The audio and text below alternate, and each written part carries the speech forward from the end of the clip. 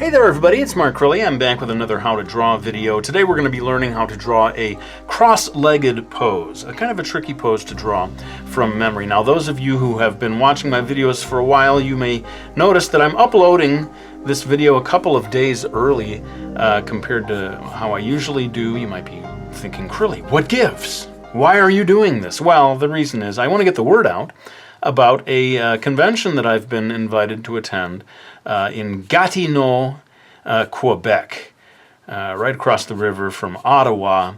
This is a fairly rare occurrence for me to be invited as a guest to any convention in another country, and I just wanted to make sure, in case we have some viewers in Canada, especially those of you who live in that area, or even Montreal, which I guess is about 2.5 hours away.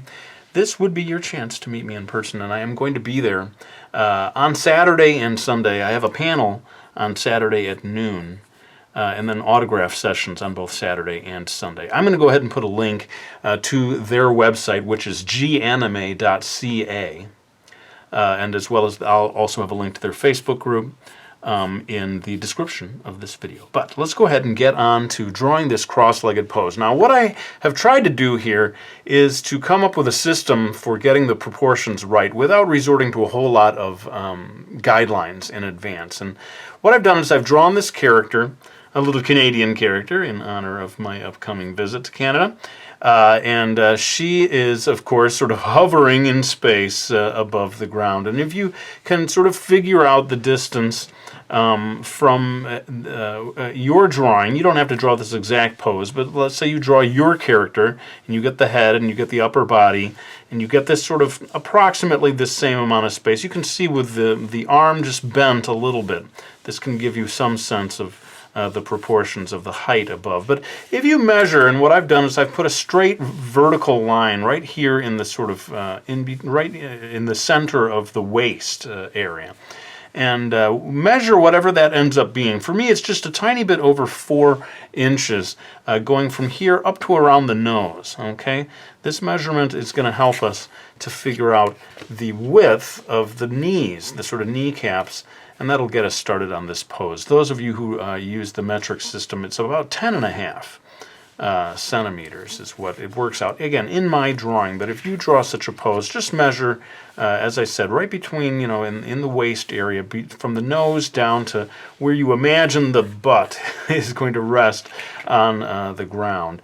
That is going to give you a certain measurement, and then if you center that measurement, which I'm going to do right now, for a little over 4 inches, as I said, and I'm going to bring the ruler down to this ground area, the groundal region, and since it's just a little bit over 4 inches, I'm going to make my line just slightly outside of that 4-inch range, and then I'm going to raise these lines as guidelines, going up like so, and this is going to help me know where to have the knees of this pose. And really what I'm hoping to do is do this entire drawing of the cross-legged pose in real time. So let's not waste any time. Let's go ahead and get on with this. I'm going to begin by extending from her waist, or the bottom of the shirt here, and I'm going to have a slightly diagonal, more or less horizontal, but just very slightly diagonal. The thing to remember when you're drawing a cross-legged pose is that the legs don't rest completely on the ground. They sort of angle up, and especially when we get down to this area, there is quite a pronounced angle. Let's begin by drawing this leg, because I've decided that this leg on the right-hand side, which is to say her left leg, is going to be the one that crosses in front. When you sit cross-legged, one leg naturally crosses, oh my goodness, maybe that's the origin of the phrase, crosses in front of the other, and this one, the way I'm doing this pose, is going to cross right in front, and conveniently, you can think of this ankle sort of crossing in front and meeting right at this point where that imaginary line hits the ground. This is a very good guideline for you figuring out where is the ankle here. And I'm kind of holding off on getting to the details, but as I said, this line that I established at the beginning is going to help me figure out where the kneecaps go, basically on both sides. The extent, right? That's why I did that measurement, so that because you want to know how far do they go. You know, I don't want them to go too far. Of course, you don't want them to be too short in appearance. Anyway, now I'm going to come across here, and I'm actually, rather than doing the cross-legged pose, I am going to really just be focusing on drawing the foot. And this, again, must be her left foot, is going to be kind of flat on the ground.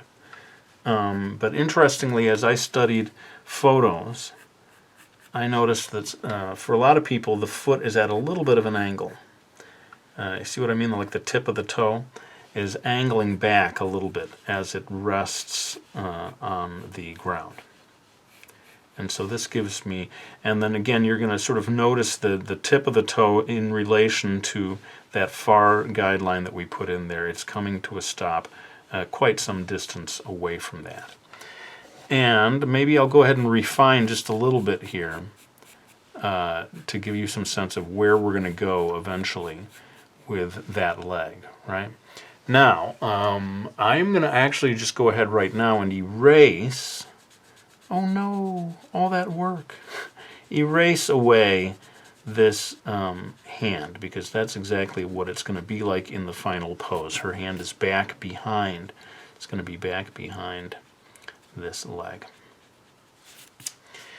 And having got that in place, one thing to pay attention to is that this line that is along the calf, the lower part of the leg, it doesn't continue all the way to the kneecap. It stops quite a good distance away.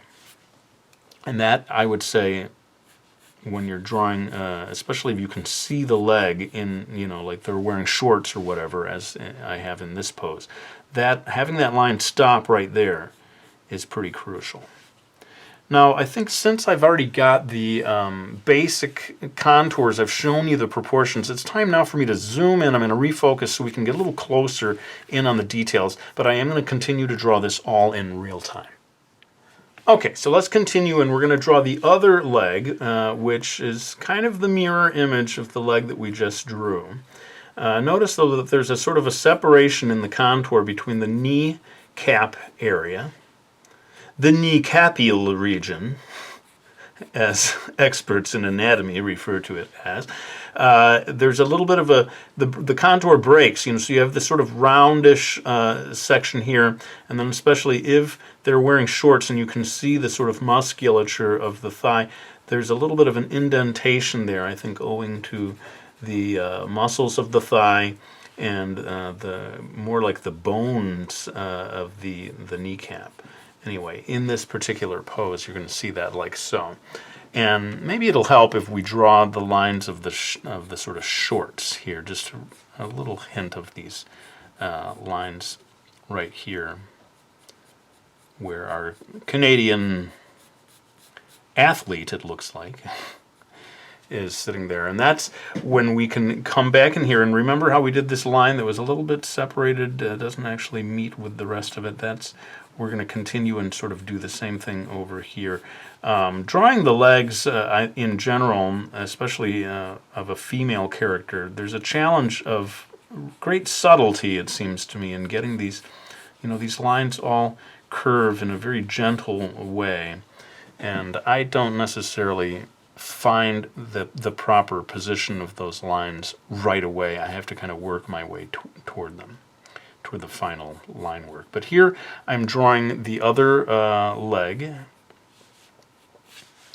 I get confused because I want to call it her right foot, but I suppose it would be, is it her right foot? I'm totally confused. It's over here on the right-hand side of the drawing. I'll let her decide whether it's her right foot or her left foot. But you can see how it kind of is tucked a little further back. It's not coming out as low on the drawing as this one does, just because this one's in front and that one's a little further back. I'm going to go ahead and erase the guidelines, which maybe infuriates people. Why do you put the lines in if you're just going to erase them later on, dude? It makes no sense.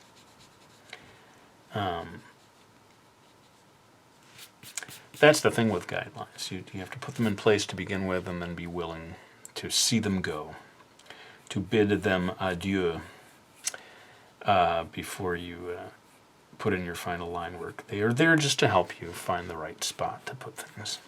But I did want to try to come up with a system that allowed you to not have too many guidelines. You can see we had basically just a couple of straight lines in place. Anyway, I'm having her wear, like I said, sneakers or some sort of athletic shoe here. This is not really a video about how to draw shoes, but I could do such a video in the future. Let me know if you want me to do how to draw shoes, how to draw manga-style shoes.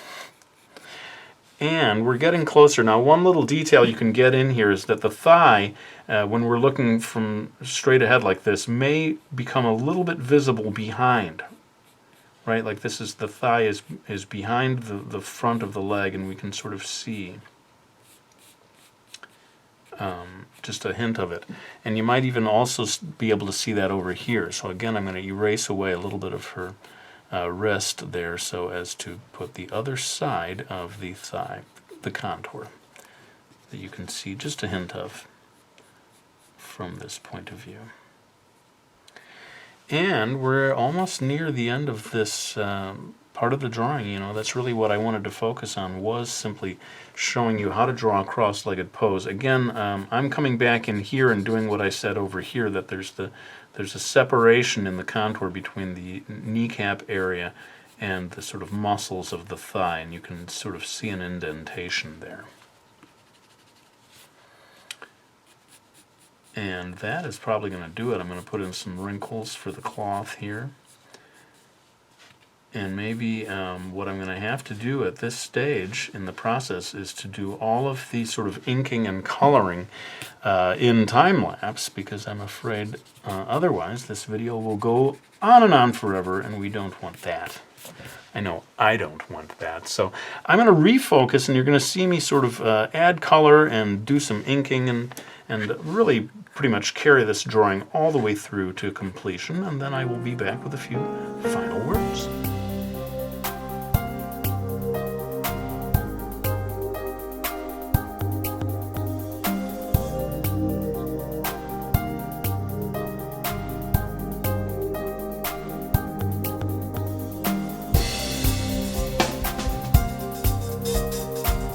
Okay, well, there's my video on how to draw a cross-legged pose. I really hope you found it useful, and I do hope that I can see some of my Canadian friends this weekend. You know, the convention itself is actually open on Friday, but I'm not going to be there in any official capacity on Friday. If you want to meet me face-to-face, and I would love to meet you face-to-face, it's going to be Saturday and Sunday that I'm there. I got the panel at 12 noon on Saturday, but then these autograph sessions on both days if you can't make that particular time. So anyway, I think it's time to wind down this video, but how could this video be done without blushies? Let's go ahead and add some little pink Canadian blushies on our carrot. It's been a while since I busted out the blushies. Feels good, feels like old times, like hanging out with an old friend. Hang on just a second, I'm going to go grab my books so that I can say thank you to anyone who has supported me by getting them, like Mastering Manga, my book on how to draw in a manga-style chibi, the book that focuses 100% on the chibi style, and The Drawing Lesson, my graphic novel that teaches you how to draw. I really cannot say thank you enough, or sincerely enough, really, to those of you who choose to support me by getting any of those books. But let's go ahead and lay down this blushy marker, the official blushy marker of the markcrilley YouTube channel. I want to thank you all for watching this video. I really hope you enjoyed it, and I'll be back with another one real soon.